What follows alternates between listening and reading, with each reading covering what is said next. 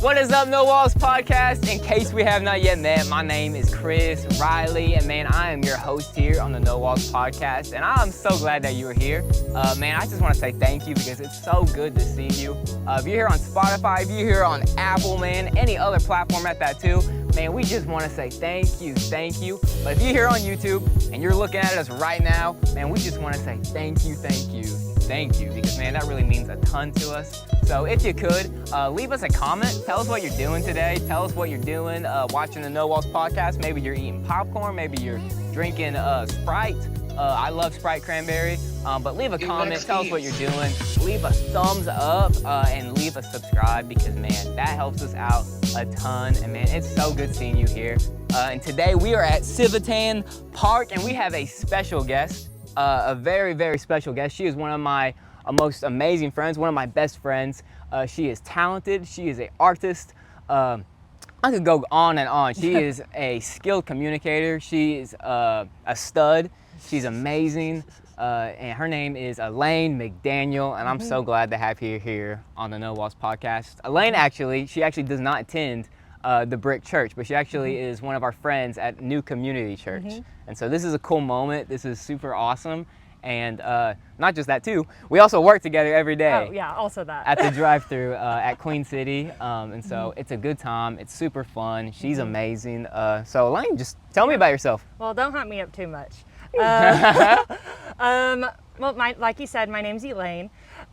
You can also call me Ellen. A lot of people at my church do. Eleanor is what some people have thought my full name was. It is not. It's ELAINE. I do go to New Community Church. I've been there about 5 years now, I think. Wow. I know, it's been a long time. Since my girls were in 5th grade, and they're sophomores now, so you guys do the math. It's awesome to lead small groups with them and stuff on Wednesday nights. I help with youth, but I'm also the assistant for kids ministry there as well. And so I get to hang out with kids on Sundays and hang out with youth on Wednesdays and have a good time. Like Chris said, I have art background, so I got my degree at NSU in graphic design, so I can do art things, computer art things. What else? We was painting the other day. Oh yeah, we were painting the other day. I'm hosting art classes, kind of. It's a new thing, so I'm doing that. And cake classes now. And cake classes. I'm cake decorating now. And cake decorating is a new thing, so we're gonna see how that goes You too. do all the things. Yeah, honestly, I am a jack of all trades, master of none, but I'd rather do that than only do one thing. So I like having miscellaneous things to do. It's my favorite thing. You do a lot of things. That's a lot of things. It is. What else? I'm sure I do more things. I love hanging out with my family. Yes. Small groups. I have a cute little nephew, and he's turning 3, like, what day? In 4 days. He's turning 3, so I go hang out with him. He's a little tornado, but I love him. And I have a new little nephew that is about 2 months old now. So Fresh. yes, fresh baby. They have fresh babies. Trying to think of anything else about me. I'm just hanging out. I'm doing life. I'm trying my best, and that's all we can ask for at this point. God's blessed me with a lot, so I'm here and just making the most of what He's given me. Yeah, that's really cool. About that, like, where did you grow up at? Of like, how does that look like for you? So I grew up in Inola, and hey, capital of the world, fun fact. So they say, at least. We might be a liar, but who knows? I had no idea about that. Yeah. So hey, capital of the world, and I grew up there my whole life. I'm trying to think. I mean, we didn't really go to church. We kind of did. I mean, I remember going to church in Claremore. I think it was like a Methodist church or something. And so I remember, like, with those classes and stuff, like, as a little kid, I remember, like, seeing, like, Jonah and the whale on the wall and things like that, like the big paintings. So I remember, like, going there and seeing that. And it was really, really neat to just, like, remember that. But, like, going from there, I don't really remember, like, going to church as much or, like, trying anything out until probably about high school. Got you. Yeah. That's incredible. What was the thing that got you to Jesus? Was that in high school? So I feel like I started actually searching for Jesus probably around my junior year of high school. I started off, like I said, like we didn't really grow up in church. I remember going every so often, but I feel like I started searching for him probably about my junior year. And it was just going to Wednesday night services and going to FCA, so Fellowship of Christian Athletes. And so being able to go to that and just see kind of what they were talking about during the day at school, because like during lunch. So you go and you sit and you eat your lunch and you get a mini sermon, a little devo, and you just get to kind of learn about Jesus. And I remember for the first time there being like, maybe I don't know who Jesus is. Like maybe I don't know what this is. Like they're saying the word salvation, they're saying the word saved, and it's like, what does that mean? Like, am I saved? It's not necessarily questioning your salvation, it's questioning, do you know who Jesus is and what he's done for you? And is it a relationship or is it just something that you see from a distance, you know? Very good. So I think probably around that time in high school, I started kind of trying to figure out, okay, who is Jesus? What does he want? Like, who is, like, what is this? Like, what is this Christianity you speak of? Like, you know? Yeah. So what is this what thing? is this thing? And so I figure that I should probably start looking. And like I said, I grew up in a house where Jesus was talked about often. Like, God was talked about often. Like, it wasn't like it was like, oh, don't speak about that. It was like, no, it was like, praise God. Like, that's what it was. And so being able to understand, oh, I kind of want to go to church and I want to read my Bible every day and I want to do this. Like, this is something like, this is how you form a relationship with Jesus. Like, this is how you start. So I feel like in high school is kind of when that started. I remember going to Falls Creek, probably that junior year. I went to an FCA, and a girl named Grace Bible, that's her actual name. Grace Bible. Yes. Sounds like a church. I know, it literally does. I don't know. I think her parents saw an opportunity and they took it. But actually, so side thing, she has a twin, and her twin's name is Hannah. So they didn't. That went cool. You Yeah, said they like did, yeah. Faith or something. So there is a younger sister named, No way! named Faith Bible. Yeah. That's wild. So it's like two of them. So there's an older brother too, and so I'm like literally listing this whole family's name. Maybe I shouldn't do that. So the older brother and the Hannah both have different names. That's pretty crazy. Yeah, and then Grace and Faith. Yeah. And then there's a younger sister too, but she doesn't have a biblical name. So it's only two of them. Anyway, fun facts.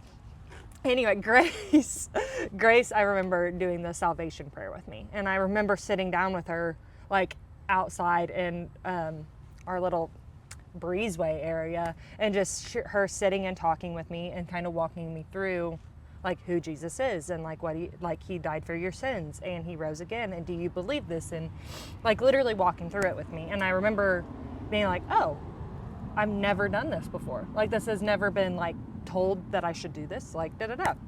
So I remember that following year, or that following summer, we went to Falls Creek, and I remember hearing horrible things about Falls Creek. Just being like, don't go, you're only there to date boys. And it's like, oh, I'm not really trying to like do that, so I don't want to go to a church camp that's the goal. Well, it's not the only goal. So I decided I'm going to go for the right reasons. I'm going to try to learn about Jesus. I'm trying to figure this out. And I remember learning so much. I remember really like loving the whole camp, the whole experience, and being like, this is kind of, I want to figure out more about this, and like truly understanding like, okay, this is who Jesus is. So I remember that. And then kind of fast forward a little bit to my first year of college. So I graduated in 2017, my first year of college, end of the semester of 2017. I remember just having this background and having these Wednesday night services and stuff, and then just being there my freshman year, end of my freshman year, and just feeling so alone. Like, I remember truly being like, what is happening? Like, Yeah. you first of all, you're isolated when you get out of high school. So you're isolated, you're in a new environment, you're around all new people, and you have no friend group to speak of. It's like you try to go to college with your friends, but everyone ends up falling apart. And it's not in a bad way, honestly. I kind of shoot for it, go for it. Because whenever you're out in a new environment, you need to grow. And you're going to grow one way or another. So you're basically choosing your circumstances. And so I remember praying and asking God to help me not be so alone. And then not even like a week or two later, my now best friend invited me to a kind of house church. That's so cool. And I always want to go into one. I know. That's It's cool. so much fun. That sounds so cool. And so it was just like an acoustic guitar, them singing, and just like a little message. And us just all just talking about Jesus. And I was like, this is what it is. Like, this is what finding Jesus is. This is what truly forming a relationship is. It's getting discipled by people older than you. It's talking about Jesus with your friends and being real with each other. It is just this connection that you're forming and with fellow believers. So it was really, really neat. Yeah. That is incredible. What was it like being in those rooms for the first time? Of like being in a culture you hadn't been in before? I think to me, it wasn't really scary. It was fun. Like, it's fun that I get to experience something new. It's fun that I get to be around people that believe like me. Because honestly, I feel like sometimes you form friendships with people without truly knowing who they are. And not that that's a bad thing, because I love all my friends. I create friends with everybody all the time, at all points in time. You're friends with everyone, I know. But it's like, to truly have a deep friendship with people who know you inside and out, who know your struggles, who know what you're going through, to know your good things and know all the bad things. Like, that is the Christian experience. Like, that is friendship, and that is doing life with people. And so just being in those rooms with people that like aren't going to judge you, that are just going to accept you and want to pray for you and love you and just show you how it is, like show you what doing life with people is, and loving people and loving Jesus and going the extra mile to show that. Like, that it's just an awesome feeling. It's awesome to have that knowledge and to be able to learn and grow, and it's just really neat to see and to experience it, and then to just share it with others. That's incredible. Yeah. So after that, where did you find, because you're at New Community now, right? How did you find community over at New Community? So in How college, did you find community? how did you find community in New Community? That's literally what it is.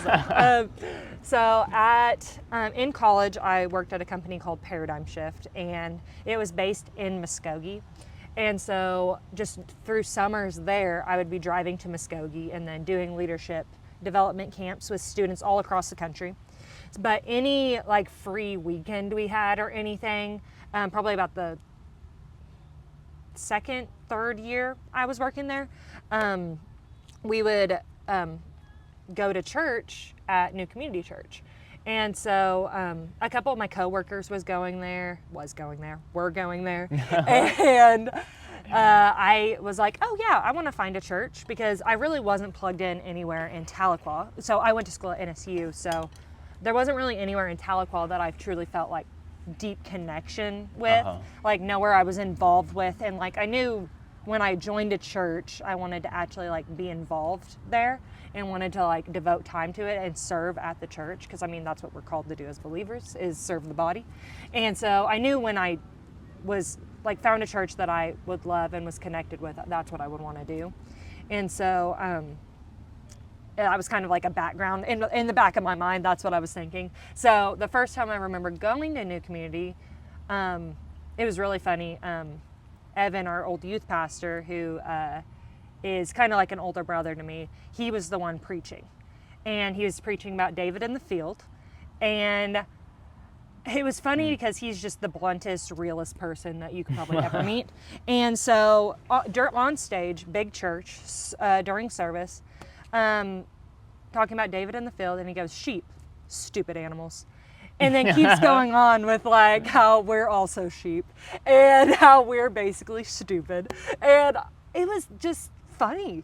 Like, the realest sermon that you could ever get.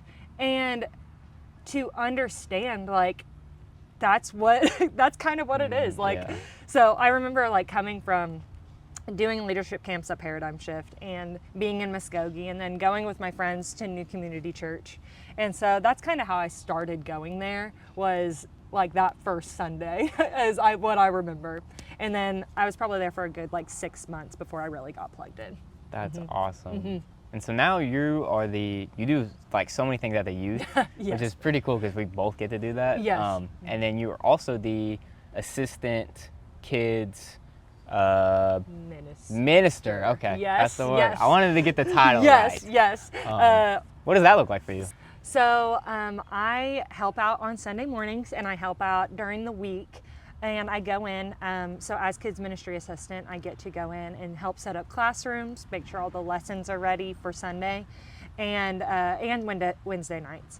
And then I get to just kind of clean up. I get to see what some of the kids have drawn or random coloring pages that are left behind, and get to set up the new lessons for the following Sunday, or coming Sunday. There we go, the coming Sunday. My brain works the same way. I know. I'm like, wait a second. But it's really neat because I get to help Stacy just come up with the lessons and get to help her come up with ideas for activities and different things like that. But she is always working hard, always editing curriculum and trying to make sure it's biblically accurate. So no matter what, she always is like, I'm not going to edit this one. She's editing. So she's constantly stays busy. And so I'm so blessed that I get to help her in whatever way I can. And honestly, she helps me more than I can ever say. She helps me set boundaries with time and rest and everything. Like, I'm like, oh yeah, today's my day off from Queen City. I'm gonna come in and like set up classrooms. She's like, no, you're not. I'm like, She's like, girl. I'm like, what do you mean? I mean, it's Get like, in your bed. I'm like, I get to be free. And she's like, no, you don't. You go be free at your house. You don't get to come in. It's your day off. I'm like, okay.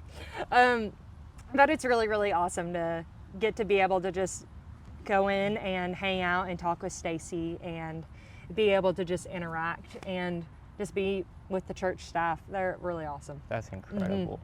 That's freaking awesome.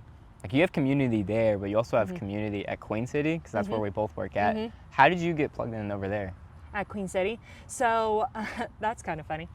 So my, let me think. What year was it? In 2023, I had already been going to New Community Church probably about, I don't know, 2 years, 3 years, something like that. And around that time, the company I was working for, Paradigm Shift, had layoffs happen. And so they were downsizing the company. And so I was a part of those layoffs. And so I unfortunately lost my job. And I was like, dang it, what do I do? I didn't know where I was going to go. You said, I want to make coffee. Yeah, that's exactly. I was like, you know what? Honestly, I had always said I thought it would be fun to be a barista. So, I mean, living the dream over here. You spoke it. Yeah, I spoke it into existence.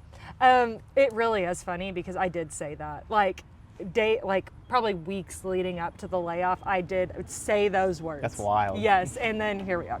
So, honestly, God works in like behind the scenes so much. So he knew what he was doing. And it's honestly best we got laid off when we did, because the company then got like half of it sold off, things like that. So it's really a blessing I got laid off when I did, because through that, I was able to come on staff as kids ministry assistant. Woo! And I got hired on at Queen City as a barista. That's awesome. And it was really only from Fawn contacting Evan and asking if there was anybody at the church that he knew of that was looking for a job. That's like what happened to me. Yeah, literally. That's crazy. Literally. So that's what happened. Fawn texted Evan, the then youth pastor, and so here I am. I got incredible. In on an interview. I remember they were, it was during Christmas. They were closed. I walked in and they were all about to leave for a trip to Branson, and I was just there. And they were upstairs interviewing me. I came downstairs, and all I heard before I walked back into the main shop was, "Who are they interviewing?" And then I walked in and they all went, Elaine! Aw. And it made me feel so loved. So I already was friends with most of them just because I talked to them when I would come in and get coffee. And so it was really, really cool to just like have that acceptance almost immediately after an interview. So That's amazing. yeah, it was really, really fun. What's Yeah. your favorite thing about community over at Queen City and just culture in there? Oh, the culture. It's just a different environment. Like, so rarely do you find a place where you can so freely just talk and everyone's on the same page, and that you can just form a connection with people so instantly. Everyone just is so cool and so nice. And it's so awesome that the company is able to just share their faith so openly. Like, Jess and Fawn are just such strong believers. And through that, they encourage us all to just be bold in our faith. Over at the drive-thru, us writing verses is just a small piece of what Jess and Fawn, I think, truly want for the company. And so it's so great that we're able to just help build the community, not only of Muskogee, but in the shop as well.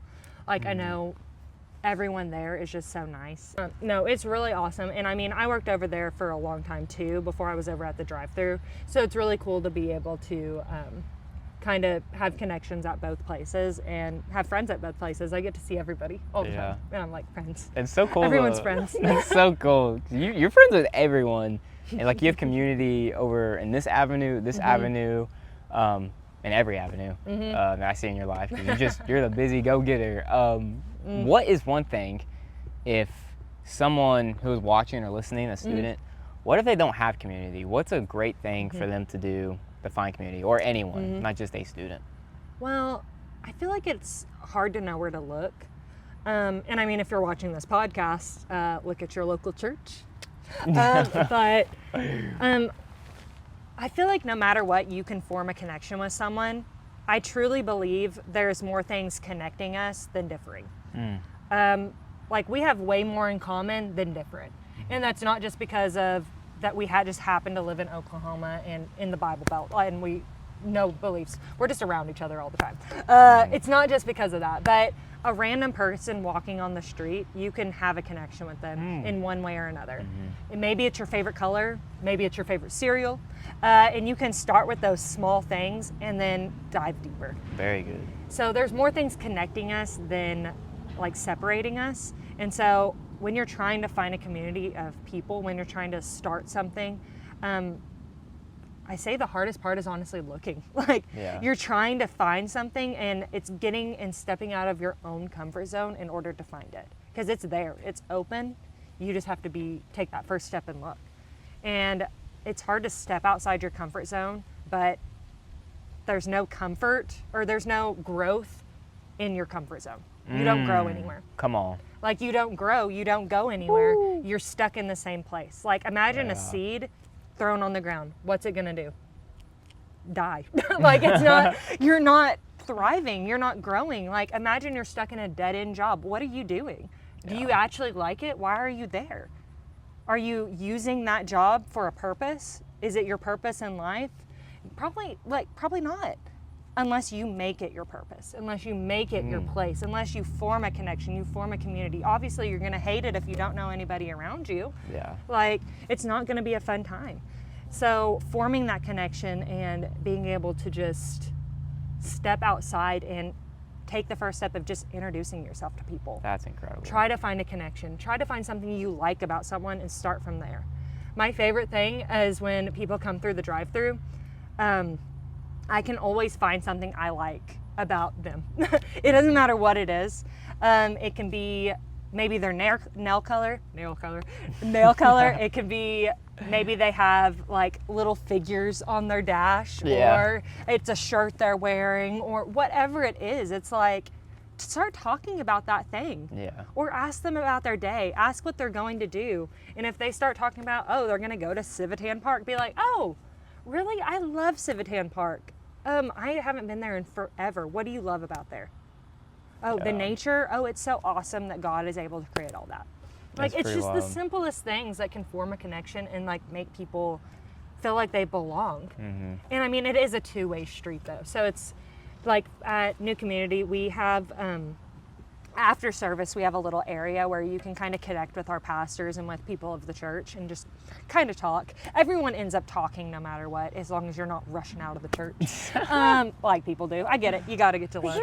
Yep, literally, it's zooming.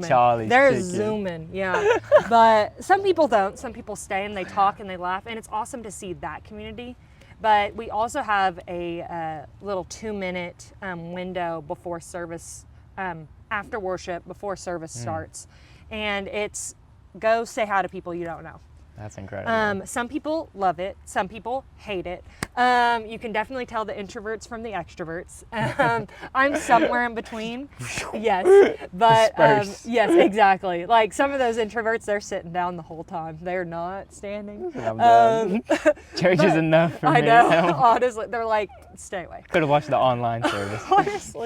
honestly, but that's small things is what can help you start forming those connections, start forming those communities, because in those 2 minutes you could have a good conversation with someone and find out stuff that you didn't even know was possible. Yeah. So it's all in the timing, it's all in what you do, and it's in the little moments that you can make the biggest impact.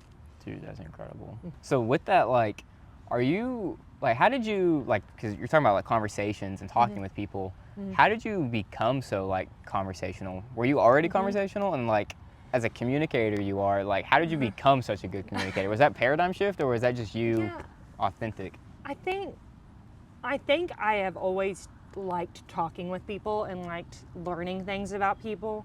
And so I think even from high school, like, I was involved in leadership. I was involved in student council, and I went to BASIC, which if you're a student council person, you know exactly what that is. I know if not, what that is. I'm not going to explain it. We never went to BASIC when I was in student council. was I was so so fun. bummed. Yes, it was so awesome. So I went to BASIC, and you basically get thrown into a group. JK, I am explaining. You get thrown into a group, and you have to basically, like, go through this whole week-long camp with this random group of people you don't know from a bunch of different schools, and you all have to, like, form a team, and you gotta create chants, and you gotta, like, you're all Like workshopping it together? Basically. That's cool. And you're all for a whole week a part of this council, and I was council too. All a part of this Dang, council. you remember all of it. Yes, of course, we were great. We were And great. We were great. The golden years. Yes. But you basically form this these connection with these people, and it's either sink or swim. Like, you either talk to people or you don't. So I feel like from there, and then paradigm shift, just being able to, I think they honestly, like, honed it in a little bit more and made me better, because you're not going to get good at something if you don't practice. So Very good. teaching activities, leading activities, and basically we do an activity and then you add content to that activity. So give it a purpose, essentially. So say, for instance, I'm gonna do hand tricks. So take your thumb and take your pointer finger, okay? Okay. So no finger guns, no double pointer fingers, and no two thumbs. Oh, you just told me to do this stuff. Yes, but only one. So only one thumb, okay. only one pointer finger. Okay. All you're gonna do, switch. That's hard. Wait. Yeah. And switch. And switch. If you guys are watching this right now, Okay. y'all should do this with us. Yes, you This should. is super hard. Yep. Right now, if So- you guys are listening, you're probably like, what are they doing? I'm just listening. Yes. Right now, we're pointing fingers, Yes, and you're but in a switching very back and hard forth. way. Yes. So basically, to add content to that, it's trying hard things. Okay. Like, starting out, you're gonna feel silly at doing something. You're gonna feel silly when you start forming a connect, or when you start stepping out of your comfort zone. You're gonna feel like you don't know what you're doing, and a lot of times you're gonna quit. Like, you're gonna be like, this is too hard. I feel silly. I feel embarrassed. I don't want to do this, and you're just gonna stop. Yeah. But things take practice. Mm. Trying hard things takes practice, and the more you try, the more you do things, the better you'll get at it. That's incredible. It's kind of like reading your Bible too. The more you do it, the deeper your relationship with God's going to be. The more you talk to people, the better you're going to be at it. The more you try to go to church, the better you're going to, like, it's in anything. And this is just a simple example, but it's the easiest way to demonstrate like what you're doing. So That's incredible. So paradigm shift, we would do that. But also just in life, I feel like kind of like that activity, I've slowly grown and learned how to be better at things. That's to where amazing. I just can talk to people. That's I love amazing. finding connections, so I try to find one.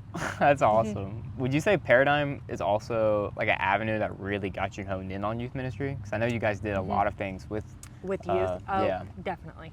Yeah, this is a youth podcast, isn't it? So, yeah, I would say just helping with the youth was how I started out. I didn't start out with kids ministry.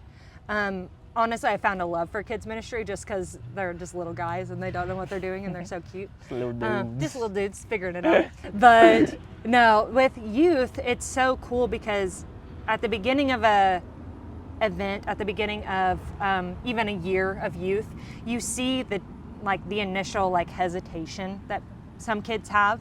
Like they don't want to try, they don't want to participate, they think everything is stupid. Like they don't. But by the end of a camp, by the end of the night, by the end of youth, even my first year, I could see the change. And it's really cool to see how some kids truly are so thankful for what we're doing. Like if you're in youth or you're a youth leader or helper or whatever, you are making changes even if you don't see it. Come on. Because I feel like so often it's very overlooked and you kind of don't realize the change you're making in the moment, but you're just planting seeds. Like you're starting now and it can only grow. Yeah. And you're just gotta continue watering it. Maybe you don't think any of the people are getting anything out of it. Maybe you don't think any of the kids are getting anything out of it. But for the most part, they're listening. And maybe it's not gonna matter now, but 10 years down the road, 20 years down the road, they might remember their youth leader who said that one thing that one time and they remember it. And that's what they're gonna take away. So I think just me helping with Paradigm Shift did start me out in youth, and it helped me want to continue being involved in students and just making a difference that way. Because I think our youth is the next generation. And they are going to be the ones that are coming up, and I mean, what are we doing if we don't help them? Yeah. They're not just kids. Yeah. They're the next generation. What is the world going to be without them? Come on. Yeah. So that's incredible. That's really good. What are some seeds, before we close this out, what are some seeds that you're planting right now that you're currently watering, currently pouring water into? Well, I would say probably my family a little bit. That's good. It's really, every time it happens, I always am just like, oh, that's sweet. But my sister will ask for me to pray for her and her husband and her kids. Or my mom's going through a hard time or whatever, and I try to be positive with her like she is with me when I'm having a bad day. Or whenever some of the kids at the church, I can just tell they need an extra hug or something like that. And it's not big things, honestly. It's not the biggest things that make the biggest impact. Sometimes it's those small things. Yeah. It's like I said, those small seeds. Because if you give a kid a hug, or you give them a word of encouragement, or you say, hey, did you know that you're a really awesome leader in this youth ministry? You could do something really, really great. I'm so proud of you in what you're doing right now. Hold them accountable to what they're doing, because sometimes they need it. They don't realize how awesome they're doing.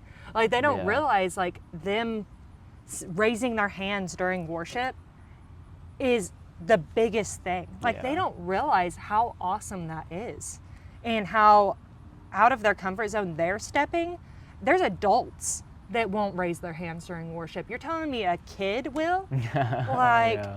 That's awesome. Cool. That is so awesome. So planting those seeds and watering them and helping them grow, that's a part of it.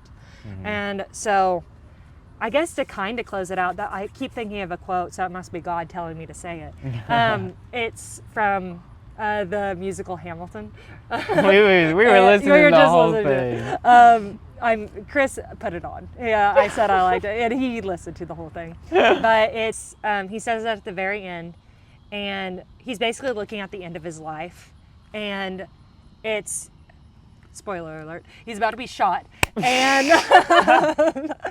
it's history. Anyway, so he's about to be shot, and it basically slows down the whole end of his life and his last thoughts. And he says, a legacy. What is a legacy? It's planting seeds in a garden you never get to see. Ooh, planting that's seeds nasty. in a garden you never get to see. Like, what more could you possibly say after that? Like, it's what Jesus did. He planted these seeds here on earth that he's never going to get to see on earth. He died for us. Peter, Paul, all the disciples planting seeds for their faith. And like, we're trying to make disciples. We're trying to plant seeds into these kids, plant seeds into adults, plant seeds into all these people so that someday that would be our legacy. Like, we're here to serve others. We're here to devote this time and this effort here on earth. And I mean, we're planting seeds in a garden we may never get to see. We don't know what impact we're making now, but maybe in the future, that will be our legacy. Yeah. Woo, that is insane. ELAINE MCDANIEL, everyone. This is her. She is a stud. She is amazing. This was such a fun podcast. It really was. It was a good time. This was a blast. We need a part 2 very soon. I'm here. I feel like it's on the way, man. But this was such a great time. Thank you so much, ELAINE, for coming out here. Yep. Thank you guys for coming out here, and thank you so much for showing up. Thank you so much for being here. If you're here on Spotify, if you're here on Apple, man, we just want to say thank you. Thank you so much. But if you're here on YouTube, man, we just want to say thank you 1,000. If you're here watching us, man, that really means a ton. So if you could just, before you leave, my challenge for you, my next step, I guess you could say, is to leave a comment, baby. Tell us what you're doing. Tell us what is up. Tell us what you're doing. We really want to know. We want to know how you enjoy this podcast, what podcast you guys want to see next. But yeah, this was a great time. I'm so thankful. Leave a subscribe, leave that comment, and leave a like. And we will see you guys in the next episode of No Walls. Love you guys. Bye.